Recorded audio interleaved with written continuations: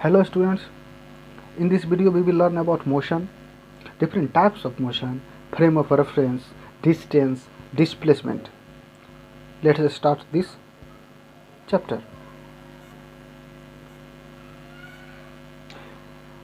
Mechanics physics की एक branch है।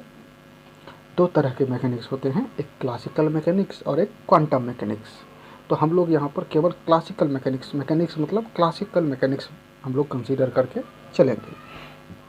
तो the branch of physics that deals with motion and causes of motion. Every motion has cause and that cause is force. बिना force का कोई भी object motion में ही नहीं आ सकता है। तो जिस ब्रांच ऑफ फिजिक्स में हम लोग मोशन और उसके कॉज, उसके कारण के बारे में पढ़ते हैं, उसे हम मैकेनिक्स कहते हैं। टू सब ब्रांचेस ऑफ क्लासिकल मैकेनिक्स के दो सब ब्रांच है। पहला है स्टैटिक्स और दूसरा है डायनेमिक्स।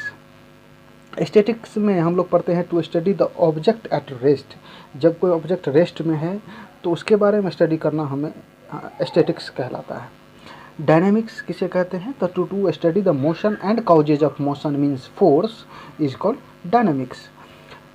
मोशन और मोशन के जो कॉज हैं मीन्स फोर्स, इसे हम क्या कहते हैं? Dynamics. Two branches of dynamics. Dynamics के दो ब्रांचेज हैं, पहला है काइनेमेटिक्स और दूसरा है काइनेटिक्स। काइनेमेटिक्स में हम लोग स्टडी करते हैं to study the motion of an object without considering the causes of motion means force. Kinematics में हम लोग फोर्स को कंसीडर नहीं करते, हम लोग केवल मोशन को कंसीडर करते हैं और मोशन के बारे में पढ़ते हैं कि कोई ऑब्जेक्ट मोशन कर रही है, किस डायरेक्शन में कर रही है, कितना डिस्प्लेसमेंट हुआ, वेलोसिटी कितनी है, एक्सीलरेशन कितनी है, बस इतना ही हम कंसीडर करते हैं। It focus on a description of motion. यह केवल मोशन का डिस्क्रिप्शन बताता है कि किस टाइप का मोशन है, यूनिफॉर्म है, नॉन यूनिफॉर्म है, किस तरीके का मोशन है, सर्कुलर मोशन है, रोटेशनल मोशन है। तो ये सारी चीज़ों हम किस में पढ़ते हैं? काइनेमेटिक्स में। इसमें हम पढ़ते हैं कि हाउ ऑब्जेक्ट मूव्स। कोई भी ऑब्जेक्ट मूव कैसे करता है, किस डायरेक्शन में करता है, किधर मूव करती है, सर्कुलर करती है, रोटेशनल करती है, ट्रांजिशनल करती है, किस तरीके का करती है। तो ये हम पढ़ते हैं किसमें? काइनेमेटिक्स में। It is observe through displacement, time, velocity and acceleration. या इन्हीं चार चीज़ों के थ्रू हम लोग पढ़ते हैं, displacement, time, velocity and acceleration. Kinetics to study the causes of motion. इसमें मोशन का कॉज क्या है, कारण क्या है, कोई ऑब्जेक्ट मोशन में आई है तो क्यों आई है, किस तरह का फोर्स लगा है। Causes of motion means force, तो किस तरीके का फोर्स लगा है, किस इंटेंसिटी की फोर्स है, किस डायरेक्शन से फोर्स लग रही है, टॉर्क क्या है। तो इन सारी चीज़ों को हम लोग पढ़ते हैं काइनेटिक्स में। इसमें एक्सप्लेनेशन ऑफ मोशन पढ़ते हैं, वाई ऑब्जेक्ट मूव्स, कोई ऑब्जेक्ट मूव क्यों कर रहा है, इसके बारे में हम लोग पढ़ते हैं किसमें? काइनेटिक्स में। तो इस चैप्टर में हम लोग, इस वीडियो में और क्लास 9th में पार्टिकुलरली केवल और केवल किसके बारे में पढ़ना है? काइनेमेटिक्स के बारे में, और थोड़ी सी काइनेटिक्स है, ज़्यादा नहीं। Kinematics, how object moves. कोई ऑब्जेक्ट मूव कैसे करता है? तो 3 डायमेंशनल में कोई ऑब्जेक्ट मूव कर सकते हैं, 1 dimension, 2 dimension and 3 dimension. 1 dimensional motion, motion only one axis, केवल एक एक्सिस पे अगर मोशन हो तो उसे हम कौन सा मोशन कहते हैं? 1 dimensional motion. Motion, it is also called motion on straight line. Motion on straight line is called 1 dimensional motion. जैसे कि कोई ये एक एक्सिस है तो केवल एक एक्सिस पे, एक्स एक्सिस के अलोंग या वाई एक्सिस के अलोंग, एक्स डैश एक्सिस या वाई डैश एक्सिस के अलोंग, किसी एक एक्सिस के अलोंग अगर मोशन होता है तो उसे हम कौन सा कहते हैं? 1 dimensional motion. It is also called rectilinear motion. ठीक, example, motion of bus, motion of train, a person running on the road, this all are example of 1 dimensional motion. क्योंकि ये सभी एक एक्सिस पे मोशन करते हैं। हम लोग जो सड़क पे चलते हैं तो एक एक्सिस के थ्रू ही हम चलते हैं। 2 dimensional motion, motion along 2 axis. अगर 2 एक्सिस पे मोशन हो, एक्स और वाई एक्सिस के अलोंग, तो उसे हम क्या कहते हैं? 2 डायमेंशनल मोशन। जैसे projectile motion, motion of billiards ball on table. Table पे जो बिलियर्ड्स खेला जाता है वो भी, जैसे कि यहाँ ये मान लेते ये ओरिजिन है और ये बॉल है, इसको अगर हिट किया तो ये एक्स एक्सिस के अलोंग भी और वाई एक्सिस के अलोंग भी ये बॉल मूव करती है। तो ये एग्जांपल है किसका? 2 डायमेंशनल मोशन का। सर्कुलर मोशन ऑफ अर्थ, अर्थ का जो सर्कुलर मोशन है वो भी किसका एग्जांपल है? 2 डायमेंशनल मोशन का।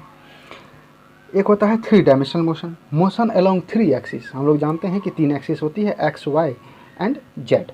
जेड अपवर्ड या डाउनवर्ड, तो 3 एक्सिस होती है। तो 3 एक्सिस के अलोंग अगर मोशन हो तो उसे हम कौन सा मोशन कहते हैं? 3 डायमेंशनल मोशन। जैसे motion of aeroplane, motion of kite, motion of birds, flowing in river, अगर रिवर में कुछ फ्लो हो रही है तो वो 3 डायमेंशनल मोशन है। जैसे रिवर में फ्लो कोई भी चीज़ कर रही है तो वो एक्स एक्सिस के अलोंग भी जा रही है, वाई एक्सिस के अलोंग भी हो रही है, और उसकी कुछ डेप्थ भी तो है। अगर रिवर से उसकी हाइट को मापे तो रिवर उसके की डेप्थ उसके नीचे में है, उसकी कुछ हाइट है तो जेड एक्सिस भी है। एरोप्लेन एक्स और वाई भी है और उसकी एक हाइट भी है तो जेड एक्सिस भी है। तो ये 3 डायमेंशनल मोशन होती है। यहाँ पे हम देख सकते हैं ये 2 डायमेंशनल मोशन के एग्जाम्पल हैं। These are 2 dimensional motions. यहाँ हम देख सकते हैं कि ये एक साइकिल से स्टंट कर रहा है, पानी में कूद रहा है, जंप कर रहा है, तो ये 2 डायमेंशनल मोशन है। कैसे? तो देख सकते हैं कि यहाँ हमने एक एक्सिस खींच दिया एक्स और वाई। यहाँ देखिए कि वाई एक्सिस के अलोंग भी इसका मोशन हो रहा है, थोड़ा सा ऊपर जा रहा है ना, यहाँ बहुत ऊपर चले गया। अब धीरे धीरे इसकी वाई एक्सिस के अलोंग हाइट कम होती चली जा रही है और एक्स एक्सिस के अलोंग तो ये मोशन कर ही रहा है, आगे बढ़ ही रहा है। तो ये एक प्रोजेक्टाइल मोशन, इसी को कहते हैं प्रोजेक्टाइल मोशन। ये एक एग्जांपल है किसका? 2 डायमेंशनल मोशन का। ये यहाँ पर डॉल्फिन जंप कर रही है, ये भी कौन सा मोशन है? 2 डायमेंशनल मोशन, क्योंकि इधर भी जंप कर रही है, आगे की तरफ भी बढ़ रही है और ऊपर हाइट में भी ऊपर भी बढ़ रही है। तो ये 2 डायमेंशनल मोशन का एक एग्जाम्पल है। यहाँ हम देख सकते हैं 2 डायमेंशनल मोशन, प्रोजेक्टाइल मोशन इसको कहते हैं। तो ये भी एक एग्जांपल है किसका? 2 डायमेंशनल मोशन का। यहाँ हम देख सकते हैं कि वाई एक्सिस के अलोंग इसकी हाइट बढ़ते चली जा रही है, बढ़ते यहाँ एकदम पीक पे आ गई है वाई एक्सिस के अलोंग। अब धीरे धीरे इसकी हाइट कम होती चली जा रही है, कम होती चली जा रही है। ये वाई एक्सिस के अलोंग है और एक्स एक्सिस के अलोंग आगे भी तो बढ़ रही है। तो ये एक एग्जाम्पल है किसका? 2 डायमेंशनल मोशन का। ये 3 डायमेंशनल, अगर 3D, जैसे कि कोई ऑब्जेक्ट है एक्स और वाई एक्सिस के अलोंग अगर हम देखें कोई लोकेशन, तो मान लेते हैं कि ये एक्स एक्सिस के अलोंग अगर कोई ये है एक्स एक्सिस ये वाली, तो एक्स एक्सिस के अलोंग अगर कोई मूव कर रही है तो इधर मूव की। ये वाली है वाई एक्सिस, तो वाई एक्सिस के अलोंग अगर मूव कर रही है तो यहाँ कोई मान लेते हैं ये यहाँ पे कोई लोकेशन है, पॉइंट है, ये है एक्स और वाई, 2 डायमेंशनल। अब यही ऑब्जेक्ट यहाँ पर जो है इसकी थोड़ी हाइट मिल जाए, ये थोड़ा ऊपर उठ जाए, ऊंचाई पे आ जाए, जैसे एरोप्लेन वगैरह, काइट, बर्ड्स, तो ये कौन सा तो ये थोड़ा सा ऊपर आ जाए, मान लेते हैं यहाँ पर, तो ये कौन सा यहाँ मोशन कहलाएगा? 3 डायमेंशनल मोशन। और इस हाइट पर अगर ये कोई चीज़ फ्लाई करे जैसे एरोप्लेन, काइट वगैरह, बर्ड्स वगैरह, तो वो क्या कहलाता है? 3 डायमेंशनल मोशन। अब हम लोग समझते हैं rest and motion. When an object does not change its position with respect to time is called in rest। जब कोई ऑब्जेक्ट अपना पोजीशन को टाइम के रिस्पेक्ट में नहीं चेंज करे तो वो किस में कहलाता है? रेस्ट में। जैसे कि books laying on table, wall, tree, electric pole, bridge, railway platform, school, mountains etcetera, this all are example of rest.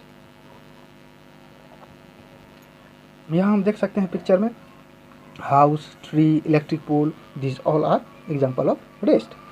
इसको हम और अच्छी तरीके से समझते हैं। जैसे कि ये एक फुटबॉल है, ठीक, 1 सेकेंड हो चुकी है, यहीं है, 2 सेकेंड यहीं है, 3 सेकेंड यहीं है, 4 सेकेंड हो चुकी है, यहीं है। तो टाइम के रिस्पेक्ट में अपना पोजीशन चेंज नहीं कर रही है, इसका मतलब football is in rest. Motion, when an object changes its position with respect to time और टाइम इंटरवल के साथ टाइम के रिस्पेक्ट में अगर कोई ऑब्जेक्ट अपना पोजीशन चेंज कर रहा हो तो उसे हम क्या कहते हैं? In motion. जैसे यहाँ हम देख सकते हैं football is kicked by the boy, so the football is in motion. Birds are flying in the sky, so this is in motion. Kites are flying in the sky, so this is in motion.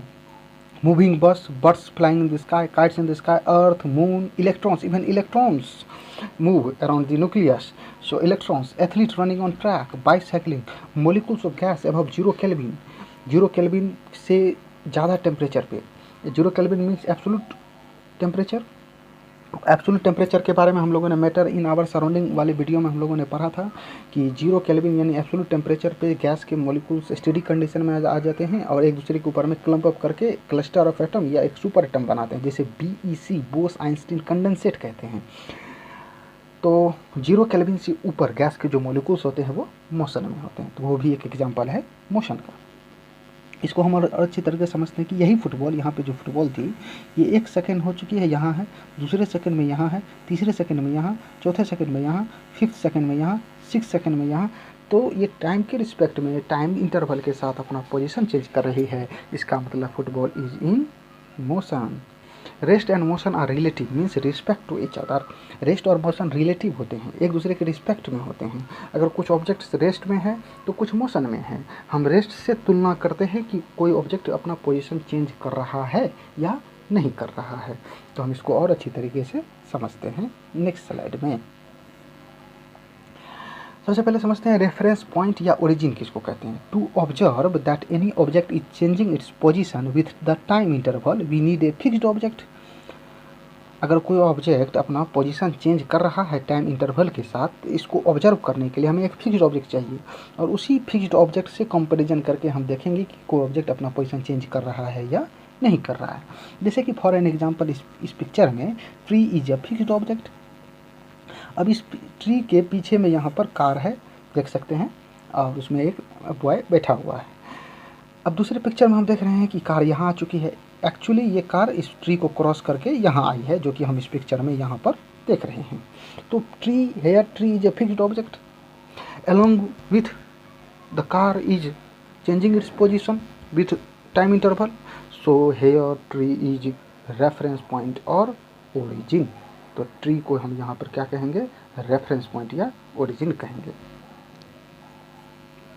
Reference point और origin, a fixed point, ये एक fixed point होता है with respect to which an object changes its position, जिसके respect में कोई object अपना position change करता है विथ इंटरवल ऑफ टाइम। हाँ, ऐसा करने में उसको तो कुछ यहाँ पे इंटरवल होगा लिखा हुआ, तो विथ इंटरवल ऑफ टाइम, तो टाइम का कुछ इंटरवल तो लगेगा, अपना पोजीशन चेंज करने में कुछ तो टाइम लगेगी, भले वो टाइम बहुत ही मिली सेकेंड में ही क्यों ना हो, लेकिन टाइम तो लगेगी। तो ये फिक्स्ड पॉइंट, एक कोई फिक्स्ड पॉइंट जिसके रिस्पेक्ट में, जैसे कि मान लेते हैं ये कोई एक फिक्स्ड पॉइंट है, और इस यहाँ पर पहले कोई कार थी, अब ये आगे चलते चलते अपना पोजीशन चेंज करते करते इस फिक्स्ड पॉइंट के आगे आ गई है, तो हम कह सकते हैं कि कार किस में है, मोशन में है। और ये जो फिक्स्ड पॉइंट है इसको हम क्या कहते हैं, रेफरेंस पॉइंट या origin. Reference point can be any fixed object और ओरिजिन, कोई भी फिक्स्ड ऑब्जेक्ट रेफरेंस पॉइंट हो सकता है। जैसे कि एग्जांपल के लिए पर्सन स्टैंडिंग ऑन ग्राउंड, अगर ग्राउंड पे कोई लड़का खड़ा है और उसके सामने से कार या ट्रेन अपना पोजीशन चेंज करते हुए टाइम के रिस्पेक्ट में, टाइम इंटरवल में अपना पोजीशन चेंज करते हुए पास कर रही है, तो हम कह सकते हैं कि कार किस में है, मोशन में है, या ट्रेन किस में है, मोशन में है। और वो लड़का जो स्टैंडिंग है ग्राउंड पे, वो क्या है, फिक्स्ड ऑब्जेक्ट है, ओरिजिन है या रेफरेंस पॉइंट है। तो रेफरेंस पॉइंट प्लेटफॉर्म को भी लिया जा सकता है, कहीं ट्री को भी लिया जा सकता है, इलेक्ट्रिक पोल भी रेफरेंस पॉइंट हो सकता है, जिससे हम कैलकुलेट कर सकते हैं, ऑब्जर्व कर सकते हैं कि कोई ऑब्जेक्ट अपना पोजीशन चेंज कर रहा है या नहीं कर रहा है। तो कुछ भी चीज़ें, किसी भी चीज़ को हम रेफरेंस पॉइंट ले सकते हैं, फिक्स्ड ऑब्जेक्ट जिसके रिस्पेक्ट में हम देखेंगे कि चेंज हो रही है या नहीं। Thus motion is change in position relative to reference point, इसलिए हम कह सकते हैं, क्या कह सकते हैं कि motion is change in position. Motion मतलब क्या हुआ, change in position relative to reference point. Reference point के रिलेटिव में, रिलेशन में अगर चेंज हो रही है पोजीशन, तो this object is in motion. Frame of reference किसको कहते हैं, the position of observer. Position जो of observer is called reference point. Observer is itself a frame of reference. Observer खुद में एक क्या होता है, फ्रेम ऑफ रेफरेंस होता है। जो ऑब्जर्व करता है तो वही क्या कहलाता है, फ्रेम ऑफ रेफरेंस। तो हम अपने फ्रेम ऑफ रेफरेंस से हम किसी भी ऑब्जेक्ट को मोशन में देख सकते हैं, जबकि दूसरे फ्रेम ऑफ रेफरेंस से वो ऑब्जेक्ट रेस्ट में भी हो सकता है। तो फ्रेम ऑफ रेफरेंस फिक्स्ड नहीं है, एब्सोल्यूट नहीं है। हमारे लिए जो चीज़ सही हो सकती है, हो सकता है किसी के लिए वो गलत हो, तो इसलिए फ्रेम ऑफ रेफरेंस सही या एब्सोल्यूट नहीं होता है। तो फ्रेम ऑफ रेफरेंस को डिटेल में समझते हैं। Motion is relative. मोशन क्या है, रिलेटिव होता है। जैसे कि a passenger in a moving bus और train is in motion with respect to boy standing outside on the ground. Ground में अगर कोई लड़का खड़ा है और उसके सामने से बस या ट्रेन मोशन में जा रही है, मूव कर रही है, और उसमें बैठा हुआ पैसेंजर भी उस लड़के को जो ग्राउंड पे खड़ा है उसको कैसा दिखाई देगा, मोशन में दिखाई देगा। तो लड़के के जो ग्राउंड पे जो लड़का खड़ा है उसके फ्रेम ऑफ रेफरेंस से ऑब्जेक्ट या पैसेंजर जो ट्रेन में बैठा है वो किस में है, मोशन में है। But passenger sitting in the same bus और train are in rest to each other. लेकिन उसी ट्रेन में बैठा हुआ पैसेंजर, उसी बस में बैठा हुए पैसेंजर आपस में किस में है, रेस्ट में है। So rest and motion both are relative, इसलिए हम कह सकते हैं कि रेस्ट एंड मोशन दोनों क्या हैं, रिलेटिव टू ईच अदर हैं। No any object in the universe is in absolute rest और मोशन, कोई भी ऑब्जेक्ट दुनिया में एब्सोल्यूट रेस्ट में या एब्सोल्यूट मोशन में नहीं है। जैसे कि फॉर एन एग्जांपल आप कह सकते हैं कि बुक टेबल पर रखा हुआ है, वो तो रेस्ट में है, वो हमें लग रहा है कि दिखने में भी लग रहा है कि रेस्ट में है, वो अपना पोजीशन चेंज नहीं कर रहा है ना। लेकिन अगर कोई मून से देखे तो, अगर मून से अगर मान लेते हैं सपोज करें कि अगर स्पेस से देखे अर्थ को, तो अर्थ और अर्थ के ऊपर में सारी चीज़ें उसको किस में दिखाई देगी, मोशन में दिखाई देगी। तो इसलिए पूरे यूनिवर्स में कोई भी ऐसी चीज़ नहीं है जो कि पूरा का पूरा रेस्ट में हो या पूरा का पूरा मोशन में हो। एक दूसरे के फ्रेम ऑफ रेफरेंस पे डिपेंड करता है। हमारे लिए कोई रेस्ट में हो सकता है तो किसी के लिए मोशन में हो सकता है। From the frame of reference of moon we and Mount Everest is in motion on the earth. अगर मून से कोई देखे, मान लेते हैं सपोज कि अगर मून से कोई देखता है तो हम लोगों को और माउंट एवरेस्ट दोनों को, तो किस में दिखाई देगा, मोशन में दिखाई देगा। लेकिन उसी अर्थ पे अगर हम माउंट एवरेस्ट को देखें तो क्या वो हमें मोशन में दिखाई देती है, नहीं, वो तो रेस्ट में है। तो इसलिए हमारा फ्रेम ऑफ रेफरेंस और मून से फ्रेम ऑफ रेफरेंस दोनों क्या है, डिफरेंस है। तो फ्रेम ऑफ रेफरेंस भी क्या है, एब्सोल्यूट नहीं है। रेस्ट एंड मोशन एब्सोल्यूट नहीं है। फ्रेम ऑफ रेफरेंस और ओरिजिन, किसी भी ऑब्जेक्ट को ऑब्जर्व करने के लिए हमको कुछ कोऑर्डिनेट्स की ज़रूरत पड़ती है, ओरिजिन की या फिक्स्ड पॉइंट की ज़रूरत पड़ती है, जिसके थ्रू हम किसी भी पोजीशन या डायरेक्शन को डिटरमाइन करते हैं। जैसे कि एग्जांपल के लिए ये एक्स एक्सिस है और इधर एक्स डैश है। अब अगर कोई ऑब्जेक्ट इस डायरेक्शन में मूव कर रही है तो हम कह सकते हैं कि ईस्टवार्ड डायरेक्शन, ये ओरिजिन है मान लेते हैं, तो ईस्टवार्ड डायरेक्शन, ऊपर में नॉर्थ नीचे में साउथ, तो ईस्टवार्ड डायरेक्शन में जा रही है। अगर कोई ऑब्जेक्ट इस डायरेक्शन में मूव कर रही है तो हम कह सकते हैं कि नॉर्थ, ऊपर में नॉर्थ और ये वाला वेस्ट, तो नॉर्थ वेस्ट डायरेक्शन में मूव कर रही है। तो हमें एक ओरिजिन मिला। इसी ओरिजिन से हम कंपैरिजन करते हैं, कंपेयर करते हैं कि कोई ऑब्जेक्ट किस डायरेक्शन में है, कितनी डिस्टेंस पे है। तो ये सारी आपस में मिलाकर, ये सारे कोऑर्डिनेट्स, ओरिजिन, फिक्स्ड पॉइंट, ये सारे आपस में मिलाकर एक फ्रेम क्रिएट करते हैं, एक इन्वायरमेंट क्रिएट करते हैं, जिसके थ्रू हम किसी भी ऑब्जेक्ट को ऑब्जर्व करते हैं कि वो रेस्ट में है या मोशन में है। Our brain instantly and self observes that object is in motion और रेस्ट। हमारा ब्रेन तुरंत खुद ब खुद ये ऑब्जर्व कर लेता है कि कोई ऑब्जेक्ट रेस्ट में है या मोशन में है। जैसे कि अगर मान लेते हैं कि अगर कोई एरोप्लेन हम स्काई में उड़ते हुए देखते हैं तो क्या हम उसके लिए कोऑर्डिनेट से हम उसको पता करते हैं, एक्स एक्सिस, वाई एक्सिस और जेड एक्सिस खींचकर हम पता करते हैं कि वो रेस्ट में है या मोशन में है? नहीं, हमारा माइंड इंस्टेंटली ये ऑब्जर्व कर लेता है कि वो एरोप्लेन किस में है, मोशन में है। क्यों? क्योंकि उसके आसपास की चीज़ें हम से अगर उसका हम कंपैरिजन करते हैं तो हम देखते हैं कि वो अपना पोजीशन चेंज कर रहा है। जैसे कि अगर कोई किसी सड़क पे, किसी रोड पे अगर कोई कार जा रही है तो हम क्या एक्स और वाई एक्सिस खींचकर तो नहीं देखते हैं कि वो किस डायरेक्शन में गई, किधर गई, नहीं गई। बस हम उसके आसपास की चीज़ों को देखते हैं जो रेस्ट में है और वो मोशन में है, तो हमारा माइंड कैलकुलेट कर लेता है कि ऑब्जेक्ट किस में है, कार किस में है, मोशन में है। लेकिन थ्योरेटिकली अगर हमें ये शो करना हो तो हमें ओरिजिन के थ्रू, कोऑर्डिनेट्स के थ्रू हमें दिखाना होगा। This frame of reference is relative not absolute, ठीक है। Frame of reference is determined, frame of reference को डिटरमाइन किया जाता है तीन तरीके से। एक कार्टेशियन कोऑर्डिनेट सिस्टम, दूसरा है सिलेंड्रिकल कोऑर्डिनेट सिस्टम और तीसरा है स्फेरिकल कोऑर्डिनेट सिस्टम। तो हम लोग क्लास 9th में केवल और केवल कार्टेशियन कोऑर्डिनेट सिस्टम के थ्रू ही हम ऑब्जेक्ट के पोजीशन को, ऑब्जेक्ट के लोकेशन को, डिस्टेंस, डिस्प्लेसमेंट, इन सारी चीज़ों को हम कार्टेशियन कोऑर्डिनेट सिस्टम से ही सॉल्व करेंगे, डिटरमाइन करेंगे। ये कार्टेशियन कोऑर्डिनेट सिस्टम क्या है? यह है कार्टेशियन कोऑर्डिनेट सिस्टम। 4 क्वाड्रेंट होते हैं, बीच में ओरिजिन है, ये एक्स एक्सिस, इसे हम एक्स डैश कहते हैं, ऊपर में वाई, नीचे में वाई डैश, ये वाई डैश एक्सिस है। अब अगर कोई ऑब्जेक्ट यहाँ से चलकर यहाँ तक पहुँची है तो हम कह सकते हैं, ये मान लेते हैं मीटर में है, तो हम कह सकते हैं कि 6 मीटर ईस्टवार्ड डायरेक्शन में ऑब्जेक्ट मूव की है। तो ये कार्टेशियन सिस्टम के थ्रू ही हम ऑब्जर्व करते हैं और आगे इसी के थ्रू हम डिस्टेंस, डिस्प्लेसमेंट वगैरह ऑब्जर्व करेंगे, डिटरमाइन करेंगे। Relative motion, motion is relative. कैसे? तो ए बॉय इज स्टैंडिंग, यहाँ पे हम देख सकते हैं दो एग्जांपल के थ्रू कि a boy is standing on the roof of a moving train with the velocity of 10 kilometre per our. एक ट्रेन मूव कर रही है, ये ट्रेन है, ये मूव कर रही है 10 किलोमीटर पर आवर के स्पीड से, और एक लड़का इसके ऊपर में खड़ा है। जबकि नीचे में एक लड़का है, वो हाथ में स्पीड गन लेकर ऑब्जर्व कर रहा है एक जो ट्रेन पे लड़का खड़ा है उसके स्पीड को, स्पीड गन के थ्रू। यहाँ जो नीचे में लड़का खड़ा है इसको मान लेते हैं हम बी, और यहाँ ऊपर में जो खड़ा है लड़का इसको हम मान लेते हैं ए।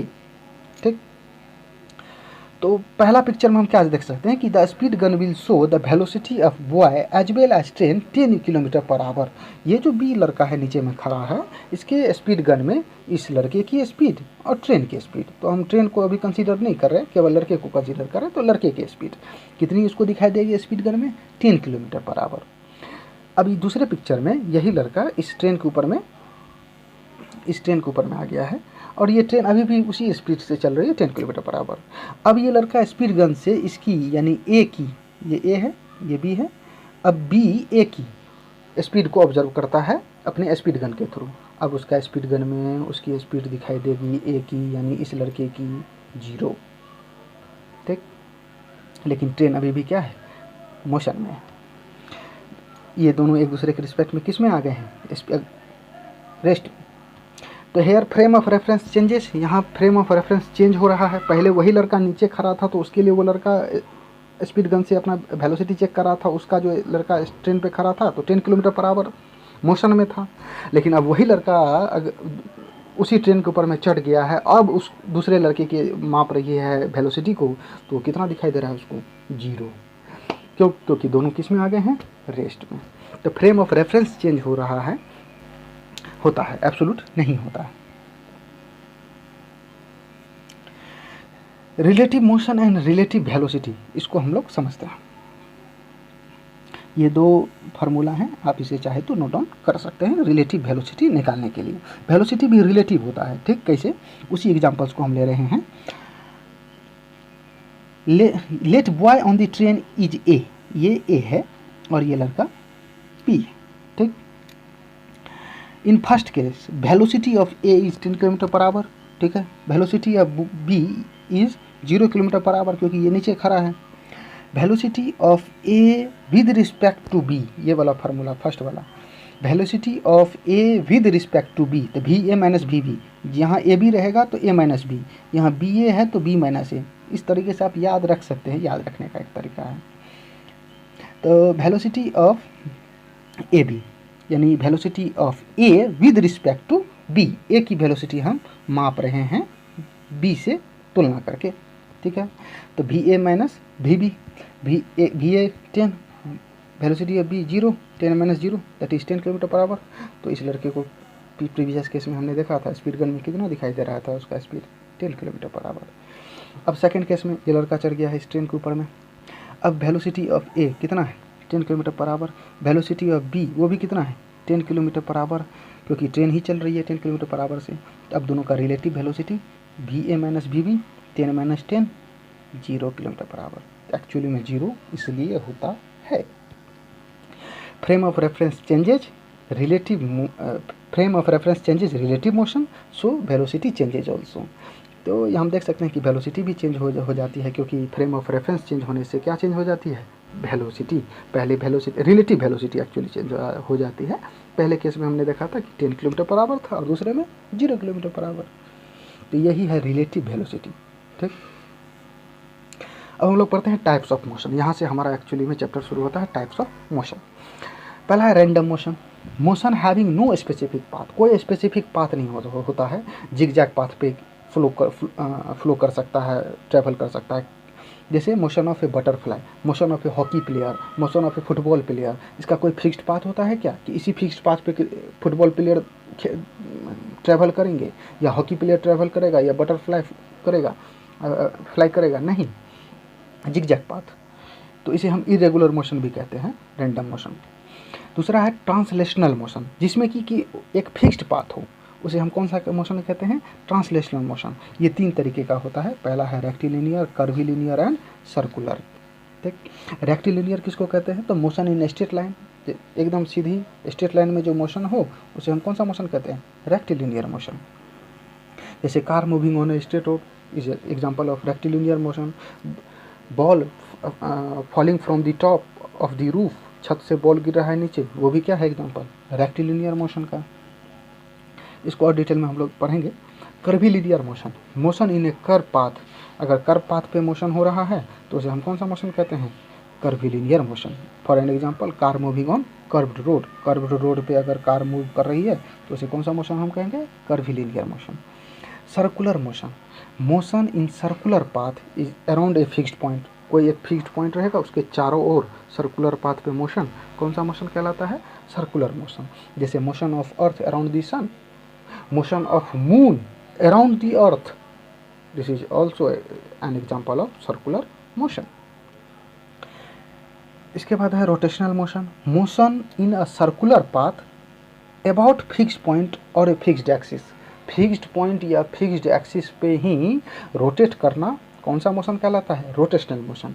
जैसे motion of blades of fan, motion of blades of helicopter, motion of top लट्टू, motion of earth on its axis, अपने एक्सिस पे भी तो मोशन कर रही है अर्थ, तो वो रोटेशनल मोशन।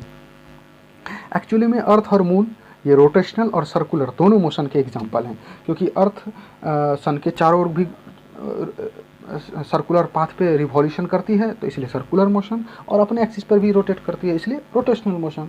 मून के साथ भी यही है, अर्थ के चारों ओर सर्कुलर मोशन और अपने एक्सिस पे rotational motion. Oscillatory motion, to and fro motion around a fixed point, किसी फिक्स्ड पॉइंट के अलोंग आगे पीछे या ऊपर नीचे मोशन करना ऑसिलेटरी या पीरियडिक मोशन कहलाता है। जैसे कि मोशन ऑफ स्विंग, झूले का मोशन, झूले पे, मोशन ऑफ स्प्रिंग, स्प्रिंग जो मोशन करती है आगे पीछे ऊपर नीचे, तो ये सारे एग्जाम्पल हैं किसके? ऑसिलेटरी मोशन के। यहाँ हम देख सकते हैं फिर से रैंडम मोशन, कोई स्पेसिफिक पाथ नहीं फॉलो नहीं करता है, कोई पार्टिकुलर पाथ नहीं होता है, हम पार्टिकुलर ओरिजिन या फिक्स्ड फ्रेम ऑफ रेफरेंस में नहीं देख सकते क्योंकि हर एक पल इसका बदलते रहता है। हॉकी प्लेयर है ना, या फुटबॉल प्लेयर हर एक मोमेंट अपना डायरेक्शन पाथ चेंज करते रहते हैं। Colloidal particles in solution, Brownian motion, matter in our surrounding वाले वीडियो में मैंने आपको बताया था ब्राउनियन मोशन के बारे में, कि जब कोई पार्टिकल्स को डिस्पर्स कर दिया जाता है, रॉबर्ट ब्राउनियन ने ये एक्सपेरिमेंट करके बताया था, बाद में आइंस्टीन ने इसको प्रूव भी किया। तो जब किसी पार्टिकल को कोलाइडल सॉल्यूशन में डाल दिया जाता है तो उसके पार्टिकल्स, सॉल्यूशंस के पार्टिकल, लिक्विड्स के पार्टिकल उस पार्टिकल पे, उस डिस्पर्स पार्टिकल पे बम्बार्डमेंट करते हैं और उसको एकदम जिगजैग पाथ पर उसको धकेलते रहते हैं, तो वो जिगजैग पाथ पे फॉलो करते रहता है, तो उसका भी कोई एक फिक्स्ड पाथ नहीं होता है, तो इसलिए उसे, वो भी एक एग्जांपल है किसका? रैंडम मोशन का। रैंडम मोशन को हम इरेगुलर मोशन भी कर सकते हैं। इसके बाद है ट्रांसलेशनल मोशन, एक fixed path, particular path, particular direction, that is translation motion.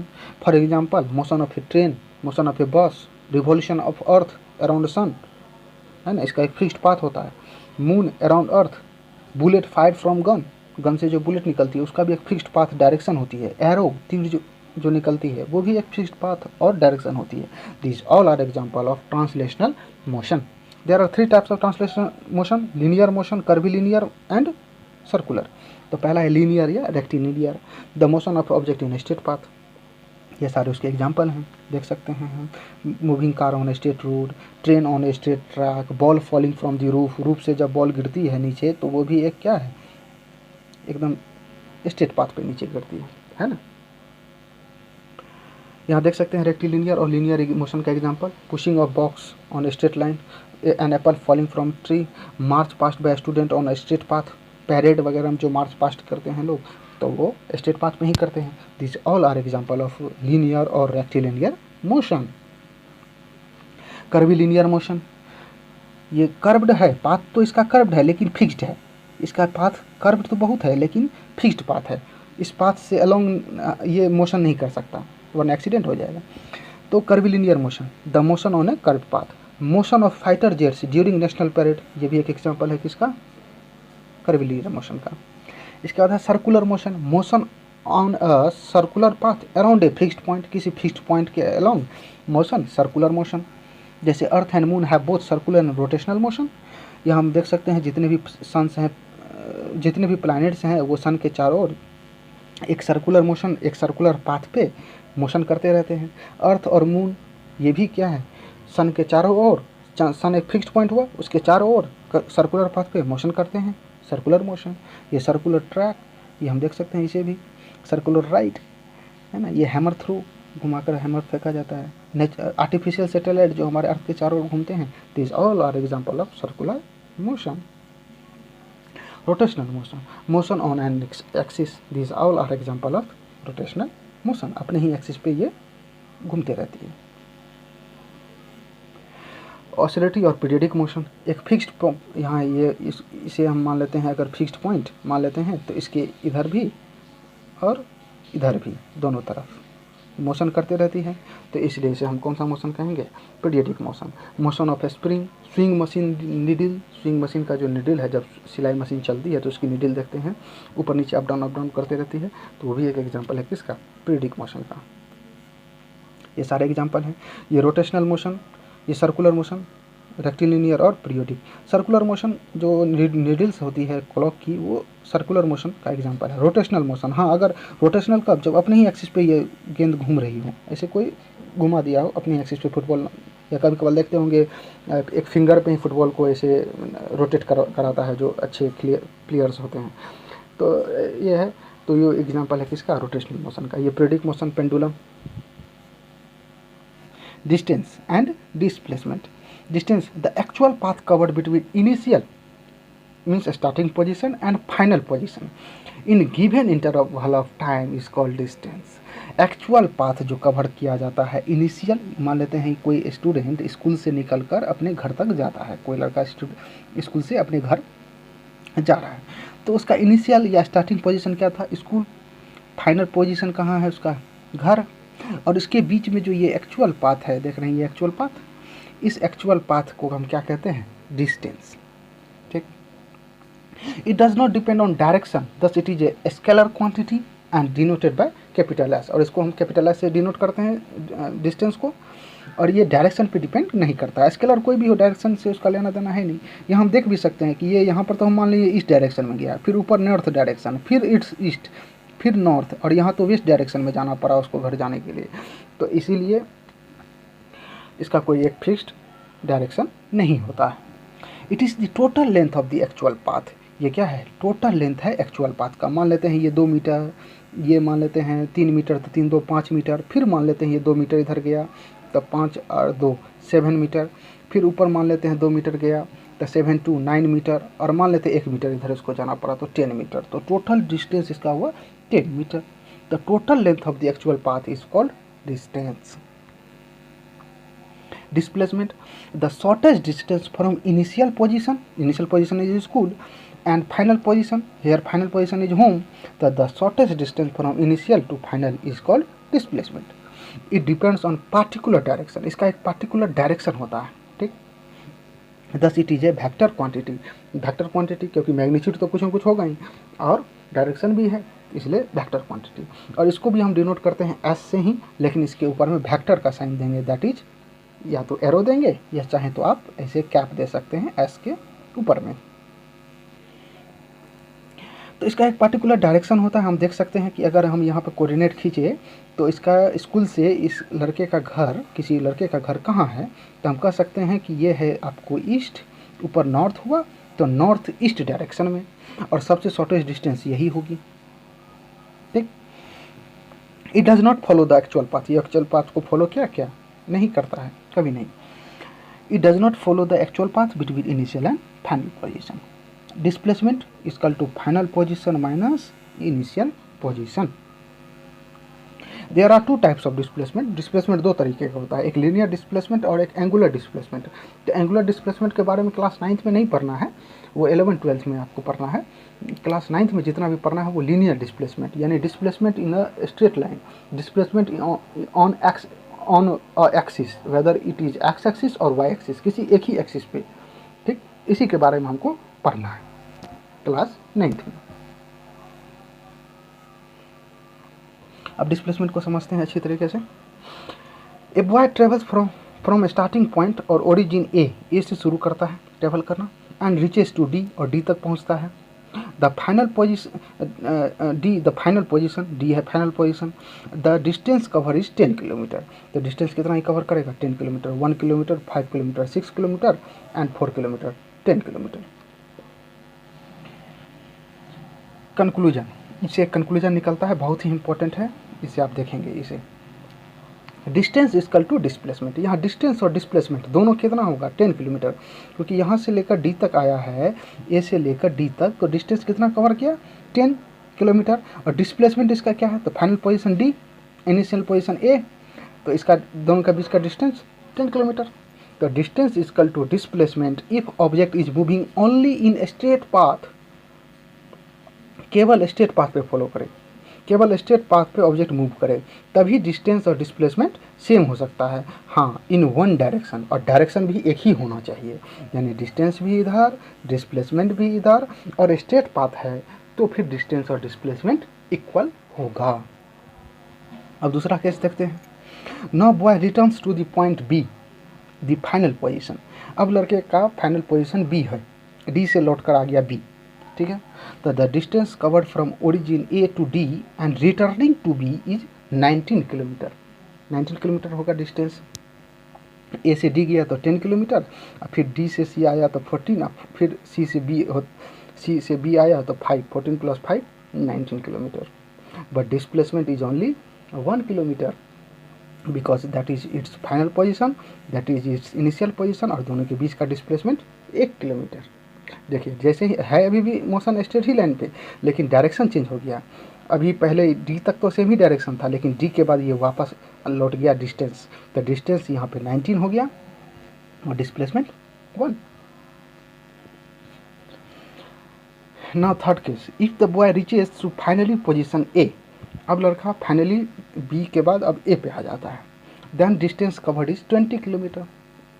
तो डिस्टेंस कितना होगा, ए से चला था डी होते हुए फिर ए पे पहुंच गया, तो डिस्टेंस टोटल कितना कवर किया, 20 किलोमीटर, 10 जाते समय और 10 इधर से वापस लौटते समय।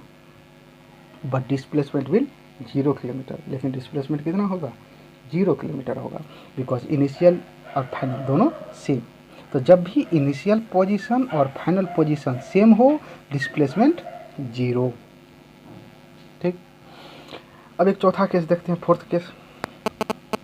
If the boy travels and crosses the starting point A and goes to the x dash axis or left side of A, then displacement will negative, but distance will not negative, लेकिन distance negative नहीं होगा। जैसे कि example के लिए यहीं पर हम कोऑर्डिनेट खींच, यहाँ पे एक एक्सिस खींचते हैं, ठीक। यहाँ तक तो 20 था, ए पे ए तक लौट के आया तो डिस्टेंस 20 था। अब मान लेते हैं ये ओरिजिन है ओ, ठीक है, यानी ए पॉइंट है ये। अब यहाँ पे आ गया, ये एक्स डैक्स एक्सिस है तो माइनस होगा, इधर जितने भी कोऑर्डिनेट्स होंगे वो सारे के सारे माइनस, -1, -2, -3, तो मान लेते हैं यहाँ पे है -5, ठीक। डिस्टेंस कितना कवर करेगा, 20 तक तो ए हुआ, ए से डी गया, फिर डी से ए आया तो 20 किलोमीटर। अब ए से आ गया है, मान लेते हैं ये है पॉइंट ई, ठीक। तो 20 + 5 डिस्टेंस कितना हो जाएगा, 25 किलोमीटर। लेकिन डिस्प्लेसमेंट कितना होगा, अगर हम यहाँ पे कोऑर्डिनेट वही चीज़ खींचे, ये है -5 ई पॉइंट, तो फाइनल अभी क्या है -5, फाइनल पोजीशन कितना है -5, और इनिशियल पोजीशन कितना है 0, ये स्टार्टिंग पोजीशन था तो 0, तो -5 - 0 दैट इज -5, ठीक, -5 किलोमीटर। माइनस केवल यही शो कर रहा है कि अपोजिट डायरेक्शन में इसका डिस्प्लेसमेंट हुआ है, बस माइनस साइन यही शो करता है। तो यहाँ हम देख सकते हैं कि डिस्प्लेसमेंट नेगेटिव है, लेकिन डिस्टेंस नेगेटिव नहीं है। हम यहाँ पे भी समझते हैं इसको, ये है ओरिजिन, मान लेते हैं ये ओ ओरिजिन है, यहाँ से कोई ऑब्जेक्ट मूव करके यहाँ आई, मूव करके इस पॉइंट को हम दे देते हैं नाम ए, ठीक। फिर ए से ऊपर की ओर कई वाई एक्सिस के अलोंग, और इस पॉइंट को हम कह देते हैं बी, ठीक। बी से फिर इधर मूव करते हुए ऑब्जेक्ट यहाँ आई है, और इस पॉइंट को हम कह देते हैं सी, और सी से फिर वाई एक्सिस के अलोंग नीचे आई है, तो यहाँ फाइनल पोजीशन है, और इसको हम कह देते हैं D, D is final position, ठीक। तो डिस्टेंस कितना कवर किया, तो 5, ये मान लेते हैं सारे मीटर में हैं, तो ये 5 मीटर, फिर ऊपर गया तो 4 मीटर, 5 + 4 9, और यहाँ 9 से लेकर और यहाँ तक 10 है, तो 9 + 10 19, और 19 के बाद फिर ये नीचे भी तो आई है, तो 19 और नीचे y एक्सिस के लॉन्ग 4, तो 19 और 4 कितना होगा 23 मीटर। जबकि डिस्प्लेसमेंट कितना होगा, यहाँ पे अगर ये फाइनल इधर से गई घूमकर यहाँ, यहाँ से फिर आ गई है यहाँ, और फिर यहाँ से यहाँ, तो फाइनल है ये, ठीक। इनिशियल ओरिजिन था, initial, final minus initial, what is final -5, what is initial 0, -5 - 0 that is -5 metre. Minus sign this show कर रहा है कि अपोजिट डायरेक्शन में है, और डायरेक्शन हम लिख भी सकते हैं। यहाँ पे डिस्प्लेसमेंट जब भी लिखेंगे तो डायरेक्शन जरूर लिखेंगे, तो ये वेस्ट।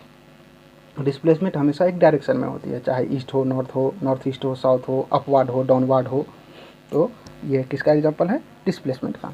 जब कोई ऑब्जेक्ट को हम नीचे की ओर फेंकते हैं तो उसका भी एक डायरेक्शन होता है डाउनवार्ड, तो वो भी एक डिस्प्लेसमेंट है। अगर किसी ऑब्जेक्ट को हम ऊपर थ्रो करते हैं, स्टोन को ऊपर फेंक रहे हैं, तो वो अपवर्ड डायरेक्शन में जा रही है, तो वो भी क्या है, डिस्प्लेसमेंट ही है। कंक्लूजन क्या निकल रहा है, कंक्लूजन ये निकल रहा है कि distance will not zero, distance zero नहीं होगा, but displacement can be zero, लेकिन डिस्प्लेसमेंट जीरो हो सकता है। कब, जब फाइनल और इनिशियल सेम हो तो डिस्प्लेसमेंट क्या हो सकता है, जीरो, लेकिन डिस्टेंस जीरो नहीं होगा।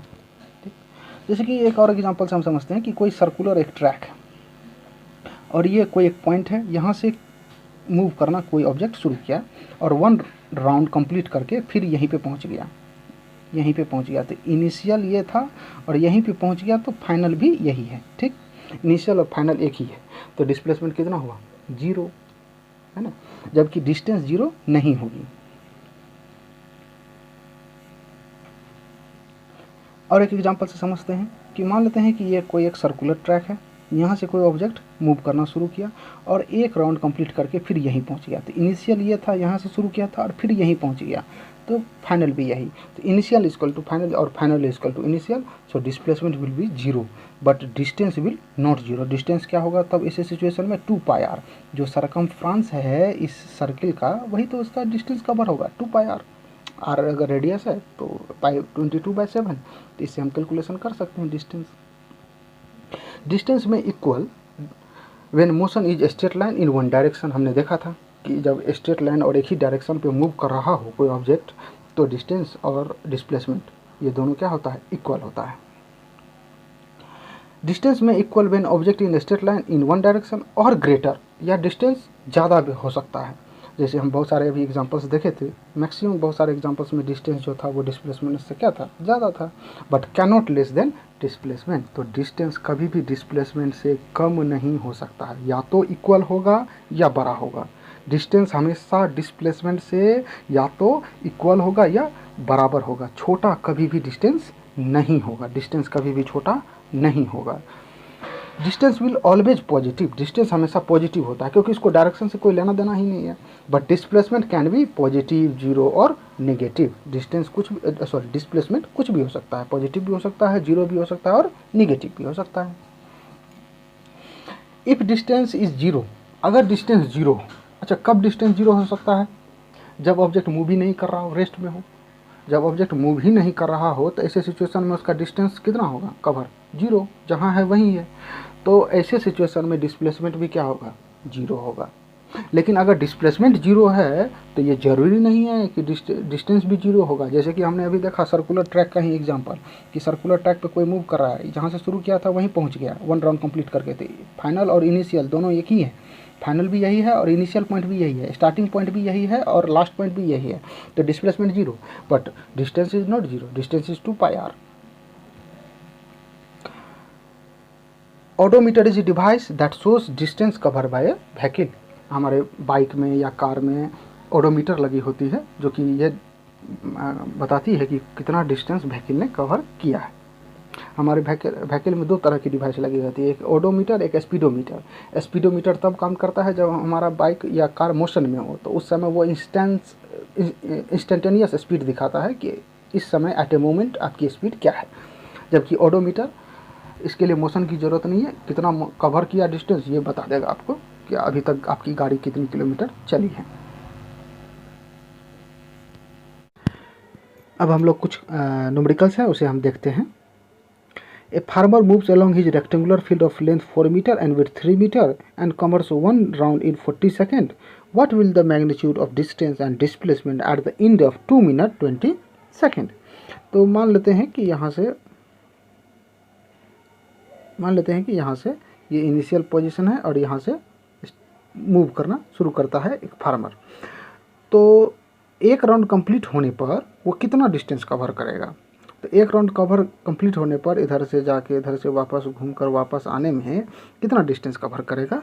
तो वन राउंड में ये कवर करेगा 14 मीटर। 3 + 4 7, 7 3 10, 10 and 4 14। या पेरीमीटर ऑफ रेक्टेंगल से भी इसे हम डिटरमाइन कर सकते हैं। 2 × length plus breadth that is 2 × 3 + 4 2 × 7 that is 14 metre. तो एक राउंड कवर करता है 14 मीटर।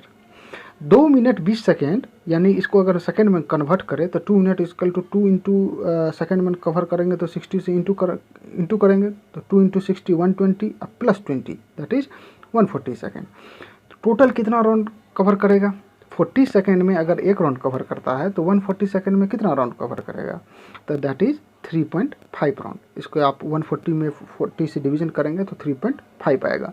तो 3.5 यानी 3.5 राउंड। ठीक, अब हम डिस्टेंस कितना है? तो एक राउंड में 14 मीटर, तो 3.5 में 14 × 3.5 that is 49 metre. And displacement after 3.5 round, displacement कितना होगा? तो एक राउंड यहाँ से घूमकर वापस यहीं पे पहुँच गया तो डिस्प्लेसमेंट 0। फिर घूमकर आया डिस्प्लेसमेंट 0। फिर और एक राउंड लगाया, 3 राउंड लगा चुका है फार्मर अभी तक, लेकिन उसका डिस्प्लेसमेंट अभी भी क्या है? 0 है। अब हाफ राउंड अभी भी बाकी है। ये इसी को हमने इनिशियल माना है। यहीं से हम हाफ राउंड का कहाँ होगी? तो हाफ राउंड यहाँ तक होगी। ठीक, ये है अभी फाइनल पोजीशन, ये है इनिशियल पोजीशन। इसी के बीच का डिस्टेंस डिस्प्लेसमेंट कहलाएगा, शॉर्टेस्ट डिस्टेंस। अब अगर इसको हम एक राइट एंगल ट्रायंगल कंसीडर करें, इसे एक हम राइट एंगल ट्रायंगल का कंसीडर करें, ये 90 डिग्री एंगल, रेक्टेंगुलर फील्ड है तो 90 डिग्री एंगल, तो ये क्या है? होगा हाइपोटेनस। तो इसे हाइपोटेनस से अगर हम इसको निकालते हैं, ये राइट एंगल ट्रायंगल, ये इनिशियल, ये फाइनल, तो hypotenuse equal to root under perpendicular square plus base square that is 4 square plus 3 square that is root under 4 square 16, 3 square 9, 16 plus 9 that is 25, root under 25 is 5। तो इसका displacement कितना होगा? 5 metre. लेकिन direction भी लिखना होगा हमको, तो यहीं पे तुरंत कोऑर्डिनेट खींच लेंगे एक्स एंड वाई, और ऊपर में नॉर्थ, इधर ईस्ट। तो किस डायरेक्शन में इसका है डिस्प्लेसमेंट? नॉर्थ ईस्ट डायरेक्शन में फ्रॉम द इनिशियल और स्टार्टिंग पॉइंट, या ये इनिशियल है यहाँ से। और भी 2-3 न्यूमेरिकल्स हैं, देखते हैं। एक car moves 100 metre east and after that 25 metre west, find the distance and displacement. तो हम यहाँ पर एक्सिस खींचते हैं, एक्स एक्सिस और इधर वाई एक्सिस। 100 मीटर ईस्ट गया, ईस्ट हमेशा राइट तरफ, तो ये वाला ईस्ट कहलाता है, ये वाला वेस्ट, ये ऊपर नॉर्थ, नीचे साउथ। तो 100 मीटर ईस्ट मान लेते हैं कि ये है 100 मीटर, यहाँ से यहाँ तक की डिस्टेंस है 100 मीटर। ठीक, ये है 100 मीटर। 100 मीटर ईस्ट गया और फिर 25 मीटर यहाँ से वेस्ट आया, यानी पीछे आया। मान लेते हैं यहाँ से यहाँ तक 25 मीटर, ये वाला डिस्टेंस कितना है? 25 मीटर। तो कितना डिस्टेंस कवर किया? 100 आगे गया, फिर 25 मीटर वेस्ट आया, पीछे आया, total distance 125 metre. But displacement कितना होगा? तो यहाँ से ओरिजिन था, यहीं से शुरू किए थे, और ये अभी हमारा फाइनल है, ये इनिशियल है, ये फाइनल है। तो इनिशियल और फाइनल के बीच का डिस्टेंस कितना होगा? 100 माइनस 25, यानी कितना आएगा? 75 मीटर। 75 मीटर। और इसका डायरेक्शन भी चाहे तो हम लिख सकते हैं, फिर से हम इसको खींचकर आपको दिखा देते हैं। ये इधर हमारा ईस्ट है और इधर हमारा वेस्ट है, ऊपर नॉर्थ नीचे साउथ। यहाँ 100 थी, ये वाला 25, यहाँ से 25, 100 वाला पॉइंट से 25, ये है 25 यहाँ तक। तो डिस्प्लेसमेंट हमको कितना निकला? 75। और ये अगर इनिशियल है, ओरिजिन है, तो यहाँ से ये डायरेक्शन किधर है? ईस्ट तरफ। तो डिस्प्लेसमेंट कितना होगा 75 मीटर ईस्ट, और डिस्टेंस कितना आया था 125। सेकंड क्वेश्चन देखते हैं कि a person walks along sides of a square field each 100 metre, what will be the maximum displacement in any time interval. तो स्क्वायर फील्ड है, all sides are equal, 100 metre, ये भी 100, all sides are equal. What will be the maximum displacement, maximum displacement कितना होगा। तो कोई भी एक इनिशियल पॉइंट मान लेते हैं कि इनिशियल पॉइंट है, मान लेते हैं ये, यहाँ से स्टार्ट किया मूव करना इस डायरेक्शन में, ईस्ट तरफ। तो अगर यहाँ पहुँचती है ऑब्जेक्ट तो डिस्प्लेसमेंट उसका कितना होगा 100, मैक्सिमम तो नहीं हुआ। अब अगर मान लेते हैं यहाँ आया, तो यहाँ आया तो डिस्टेंस तो 200 हो गया, ये 100 और ये 100, 200, लेकिन डिस्प्लेसमेंट ये शॉर्टेस्ट डिस्टेंस ये वाला, तो डिस्प्लेसमेंट इसका कितना होगा diagonal of a square. Diagonal of a square का फार्मूला क्या होता है √2a, √2 इंटू साइड, तो that is √2 into 100, that is 100√2। क्या आएगा इसका आंसर 100√2। डायरेक्शन इसका क्या होगा, तो डायरेक्शन ये वाला है ईस्ट ऊपर की और नॉर्थ, तो नॉर्थ ईस्ट डायरेक्शन, तो 100√2 नॉर्थ ईस्ट। ठीक। थर्ड क्वेश्चन है an athlete runs on a circular track having radius 21 metre, what distance and displacement athlete will cover after 1 round. तो एक सर्कुलर ट्रैक है, यहाँ बीच में कहीं ओरिजिन है, सेंटर है, और इसका रेडियस है 21 मीटर। और मान लेते हैं कि यहाँ से ऑब्जेक्ट इनिशियली यहाँ से शुरू किया था मूव करना इस डायरेक्शन में, इधर, ठीक, इस तरीके से राउंड कर रहा है। तो एक राउंड कवर करने में कितना डिस्टेंस कवर करेगा, तो 1 round means 1 circumference of this circle. तो circumference of this circle is 2 pi r, 2 pi r that is 2 into 22/7 into 21, 7 से 21 को करेंगे तो काट देंगे तो 3, 2 into 22 into 3 that is 2 into 24, 2 into 22 that is 44, and 44 into 3 that is 132 metre. तो इसका डिस्टेंस कितना कवर किया 132 मीटर। और डिस्प्लेसमेंट इसका कितना होगा 0। एक राउंड कंप्लीट करे या 2 राउंड कंप्लीट करे या हज़ारों राउंड कंप्लीट करे, डिस्प्लेसमेंट इसका कितना होगा 0, क्योंकि इनिशियल यही है और यही फाइनल भी हो जाएगा। अगर एक राउंड कंप्लीट करता है तो जब जहाँ से चला था वहीं पहुँचेगा, तभी तो 1 राउंड होगा उसका कंप्लीट। तो एक राउंड कंप्लीट करने पे इसका फाइनल भी यही, इनिशियल भी यही, इनिशियल इक्वल टू फाइनल और final equal to initial, so displacement will be 0।